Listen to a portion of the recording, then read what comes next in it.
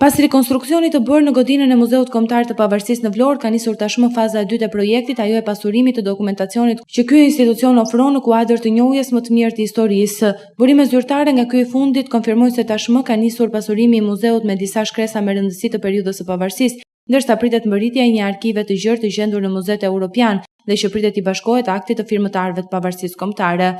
Që shikni, është një pamje me mirë, edhe restaurimi ka të bëj me vlerat originale, sepse neve jemi munduar që ta kthejmë ashtu si ka qenë. Teknikat gjatë viteve kanë ndryshuar, kishte larguar pak nga originaliteti i objektit.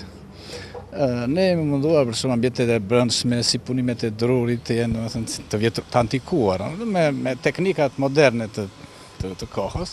E pjesa jashtme, si që shikoni, kemi hequr materialet moderne, si granitet, këto gjëra, duke pajisur çdo gjë me materiale druri. Njëkohësisht kemi edhe vitrina të reja brenda. Muzeu është pasuruar edhe në pjesën e brendshme, disa vitrina të cilat i afrohen atyre mobiljeve, si themi ne, që kanë qenë përdorur brenda zyrave originale të muzeut. Për sa u përket vizitorëve, ata kanë qenë në numër të shumë gjatë gjithë këtij viti. Delegacione nga Kosova, Maqedonia, por edhe nga vendet e Europës nuk kanë munguar, ndërsa shkollat e Kosovës, Shqipërisë kanë qenë vizitorë të rregullt. Pritet që ky muaj të shënojë dhe kulmin e numrit të vizitorëve, të cilët duhet të njihen me një pjesë të historisë dhe kulturës shqiptare.